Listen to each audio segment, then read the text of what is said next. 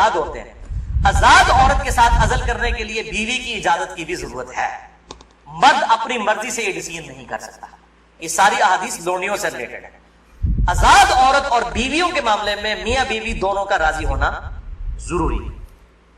لہذا اس حوالے سے صحیح مسلم سے ایک حدیث جو پیش کی جاتی ہے اور کچھ اور روایتیں کہ عزل کرنا گویا کہ زندہ بچے کو گاڑ دینا ہے یا اولاد کا قتل ہے، وہ تمام احادیث کراہت کے اوپر مبنی ہے یا پھر وہ منسوخ تصور کی جائیں گی ان احادیث کی روشنی میں.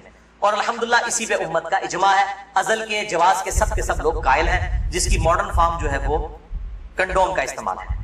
لیکن اگر ایک دفعہ پریگنینسی آئیڈینٹیفائی ہو جائے، خواہ ایک دن کی ہو، لوگ پوچھ رہے ہوتے ہیں جی علیحدہ 40 دن ہی گزرے نا جی، 40 دن کے اندر ایک دن کی بھی پریگنینسی ہو، اس کو ضائع کروانا قطعاً حرام، گناہ کبیرہ ہے، اولاد کا قتل ہے. خواہ ایک دن کی، کوئی اس میں نہیں ہے جی چوتھے مہینے روح ڈالی جاتی ہے. بھائی چوتھے مہینے روح ڈالی جاتی ہے تو اس سے پہلے کیا ہوتا ہے؟ بچہ بڑا تو ہو رہا ہوتا ہے. روح کے ساتھ زندگی کا ایشو اور ہے، روح کے بغیر بھی ایک زندگی ہے، وہ ایشو اور ہے. وہ بھی تو بچہ جو ہے ایک ایمبریو سے ایک جو ہے وہ جنین سے معاملات بڑھتے بڑھتے آگے جاتے ہیں، تو وہ بھی ایک زندگی ہے. روح کے ساتھ ایک اور زندگی ہے، روح کے بغیر بھی زندگی اس کے اندر موجود ہے. اسی لیے اگر مردہ بچہ بھی پیدا ہو تو راجح قول جامعہ ترمذی اور ابو داؤد کی حدیث کے تحت یہی ہے کہ اس کا جنازہ بھی پڑھایا جائے گا. اور لوگ کہتے ہیں کہ زندہ پیدا ہوگا تو پھر پڑھایا جائے گا. مردہ بھی پیدا ہو ماں کے پیٹ میں تو وہ زندہ ہی تھا نا، ایگزسٹ تو کرتا تھا. تو افضل قول یہی ہے کہ اس کا جنازہ پڑھا جائے گا. تو یہ میرے بھائیوں کچھ اس حوالے سے چیزیں تھی جو میں نے بیان کر دی. البتہ اگر کسی عورت کی زندگی موت کی کشمکش بن جائے، اس صورت میں اگر وہ پریگنینسی کا بھی ضائع کروا دیتی ہے پھر اس پہ شرعی گرفت نہیں. لیکن زندگی موت کی کشمکش اس سے کم پہ نہیں. صحت کا معاملہ نہیں، بیوی کمزور ہے، یہ معاملہ نہیں، واقعی زندگی موت کی کشمکش بن جائے تو پھر وہ اسی طریقے سے جو سورۃ النحل کے اندر آیا کہ اس وقت اگر کوئی کلمہ کفر بھی کہہ دے اور دل میں ایمان ہو تو اللہ تعالیٰ گرفت نہیں فرمائے گا.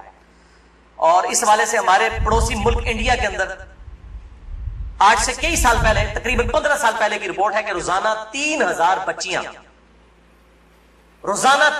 بچیاں ماں کے پیٹ کے اندر ہی پریگنینسی ان کی ضائع کر دی جاتی ہے جب یہ پتا چلتا ہے کہ یہ بچیاں ہیں.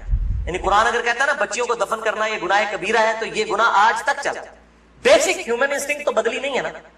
3000. اسی وجہ سے انڈیا میں مردوں کی تعداد عورتوں سے زیادہ ہے. ویسے آپ حیران کن بات آپ کو بتاؤں، اس سال پاکستان کی رپورٹ بھی آئی ہے. پہلے پاکستان میں 52% عورتیں تھیں اور 48% مرد تھے، لیکن اب مردوں کی پرسنٹیج عورتوں سے پاکستان میں بھی بڑھ گئی. اور اس کی مین ریزن یہی ہے، یہ بہت بڑا گناہ ہے اور اللہ تعالیٰ پالنے والا ہے. 1901 کے اندر، یعنی جب 20ویں صدی کا آغاز ہوا، 1 ارب آبادی تھی. پھر اللہ تعالیٰ نے سائنس کی ترقی کرائی، انسان نے بیماریوں کا کنٹرول اس فزیکل فینومینا آف نیچر سے سیکھ لیا. اور اس وقت 1901 میں کہا جاتا تھا کہ 2001 کے اندر اگر دنیا کی آبادی ڈبل ہو گئی نا تو روٹی نہیں کوئی کسی کو ملے گی. اس وقت 1 ارب تھی 100 سال پہلے، یا آج سے 116 سال پہلے. تو 100 سال کے بعد 2 ارب آبادی نہیں ہوئی ہے، 3 ارب بھی نہیں ہوئی، 4 ارب بھی نہیں ہوئی، 5 ارب بھی نہیں، 6 ارب بھی نہیں، 7 ارب آبادی ہو چکی ہے. لیکن زمین نے اپنے خزانے اگل دیے.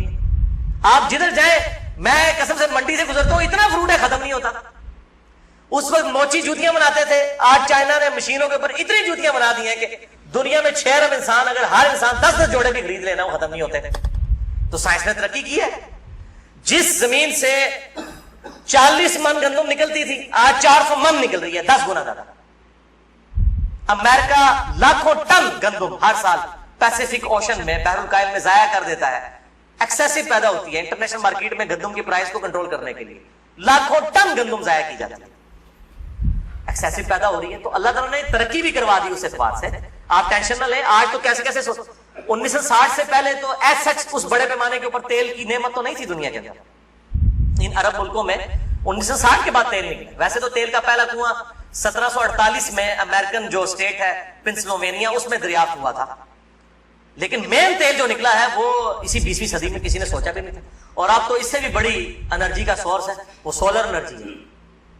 اب چائنا نے کام کرنا شروع کر دیا. آپ دیکھیں گے 10-15 سالوں کے اندر جو ہے وہ ہر بندے نے اپنا جو ہے نا بجلی کا سسٹم اپنے گھر کے اوپر لگایا ہوا ہوگا. اور یہ سورج والا جو جب تک سورج ہے اس وقت تک زندگی ہے. یہ تو نہ ختم ہونے والا جو ہے وہ سورس ہے، رینیویبل جسے ہم کہتے ہیں اپنی سائنس کی لینگویج. باقی یہ جو ہے نان رینیویبل ریسورسز ہیں، تیل ختم ہو جائے گا تو ختم ہو گیا، لیکن یہ سولر انرجی جب تک سورج ہے زمین پہ زندگی ہے، زمین پہ زندگی ہے تو سولر انرجی سے آپ فائدہ اٹھا سکتے ہیں۔ بات اللہ تعالیٰ سے دعا ہے جو حق بات میں نے کہی اللہ تعالیٰ ہمارے دلوں میں راسخ فرمائے، اگر جس بات میں میرے منہ سے کوئی غلط بات نکل گئی آج تو اللہ تعالیٰ ہمارے دلوں سے معاف کر دے، ہمیں کتاب و سنت کی تعلیمات پر عمل کر کے دوسرے بھائیوں تک پہنچانے کی توفیق عطا فرمائے۔ سبحانک اللہم و بحمدک اشہد ان لا الہ الا انت استغفرک و اتوب الیک وما علینا الا البلاغ المبین۔ جزاک اللہ خیرا۔